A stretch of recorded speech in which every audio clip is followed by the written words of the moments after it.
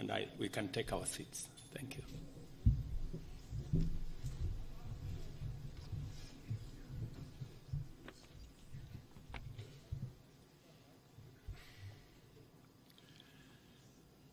Mabibi na mabwana, hamjambo, niaje, ni furaha yangu kuwa nanyi jioni ya leo. I cannot tell you what a great pleasure it is for my wife and I to be back in Kenya once again. I am enormously grateful to you, Mr. President, Madam First Lady, for your most generous invitation to make this state visit. The tremendous hospitality you have shown us and the wonderfully warm welcome that you and the people of Kenya have extended to us have touched me deeply. If I may say so, it is particularly special to be able to return to this extraordinary country in the 60th year of your independence. Today, Mr. President, you and I stood by the mighty Mugumo tree, which marks the spot where almost 60 years ago the Kenyan flag was first raised. It seemed to me that the tree is thriving, strong and deeply rooted, just as this great republic and her people continue to thrive. It means a great deal to my wife and myself that in our coronation year, our first state visit to a Commonwealth country should bring us here to Kenya. We both take considerable pride in renewing the ties between the United Kingdom and Kenya, a country that has long held such special meaning for my family. Najisikia kama niko nyumbani.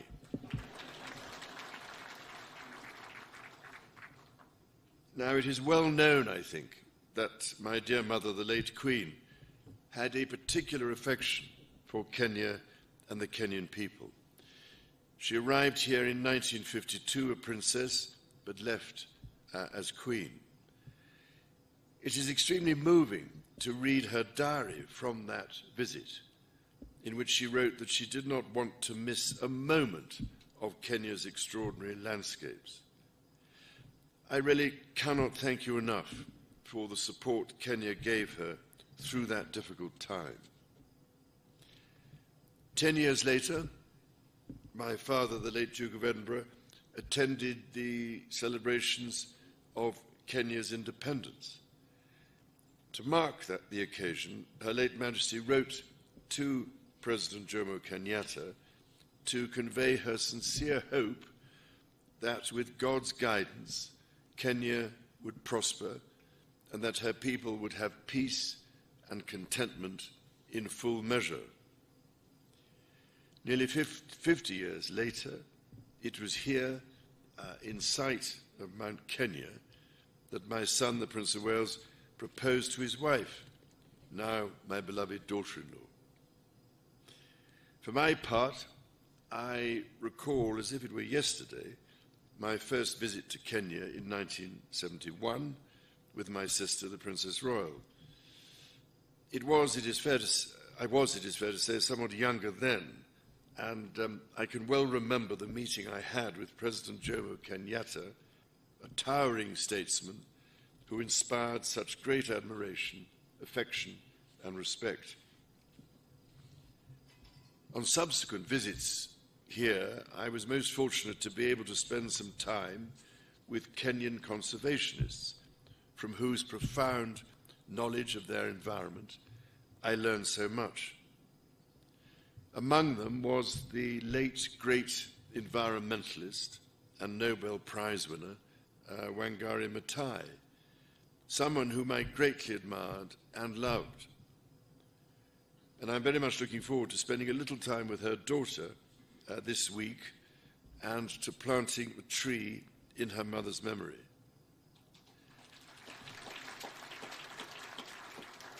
As Wangari Maathai said, when we plant trees, we plant the seeds of peace and seeds of hope. We also secure the future for our children. This is a sentiment that, as avid dendrophiles, lovers of trees, I know, Mr. President, that you and I share. Indeed, having been planting trees for most of my life, I thought I was doing rather well.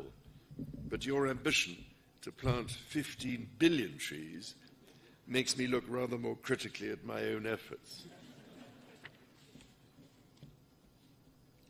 Ladies and gentlemen, my own and my family's special connections to Kenya are but one example of the myriad links between our two countries. The British people hold a deep affection for Kenya and visit in their tens and even hundreds of thousands every year. By the same token, I am delighted and proud that so many Kenyans choose to live, work and study in the United Kingdom. Before travelling here, my wife and I held a reception in London to celebrate the invaluable contribution of Kenyans and British Kenyans to almost every field of British life, from the arts to medicine to academia. I was as touched by their affection for the United Kingdom as I was immensely grateful for what each of them brings to my country. It is the intimacy of our shared history that has brought our people together. However, we must also acknowledge the most painful times of our long and complex relationship. The wrongdoings of the past are a cause of the greatest sorrow and the deepest regret. There were abhorrent and unjustifiable acts of violence committed against Kenyans as they waged, as you said at the United Nations, a painful struggle for independence and sovereignty. And for that, there can be no excuse.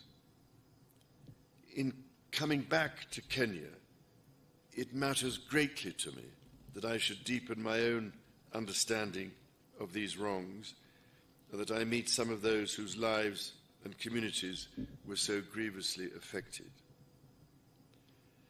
None of this can change the past, but by addressing our history with honesty and openness, we can perhaps demonstrate the strength of our friendship today. And in so doing, we can, I hope, continue to build an ever closer bond for the years ahead. As Jomo Kenyatta said, our children may learn about the heroes of the past. Our task is to make ourselves the architects of the future. Mr. President, in returning to Kenya, I have been struck by the many ways in which our country's relationship is now closer than ever. It is a modern partnership of equals facing today's challenges and looking to the many opportunities that together we can seize. Whether by using the King's Cross regeneration as a model for the Nairobi railway city, or by learning from Kenya how the blue economy can really work for local communities, all of you here this evening and across our countries deserve our gratitude for your ceaseless work to realize our joint ambitions. Our people's security is a paramount concern. It is fitting, then, that Kenya's first Marine Commando Unit was established earlier this year, trained by British Royal Marines. I also look forward to visiting Karioko War Grave Cemetery, where I will honor Kenyans and other Africans who died in 2 world wars. We must ensure all are granted the remembrance befitting their service. Kenya's efforts to address the existential challenges of climate change and biodiversity loss are remarkable. From generating over 90% of your electricity from renewable sources, to ambitious reforestation and restoration programs, to hosting the first Africa Climate Summit here in Nairobi last month, Kenya is offering extraordinary leadership. The Nairobi Declaration brings together different peoples whose cooperation will be essential to solve some of the serious environmental and ecological challenges not only facing us in the future, but facing us here and now. And it is, if I may say so, absolutely vital that your and Africa's voice continues to be heard, including at COP28 and beyond.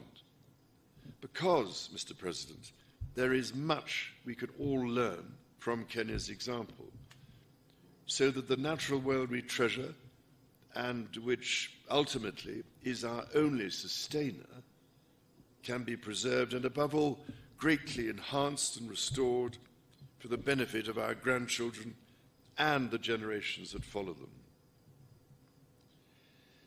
Those next generations are themselves taking remarkable strides to secure their own future.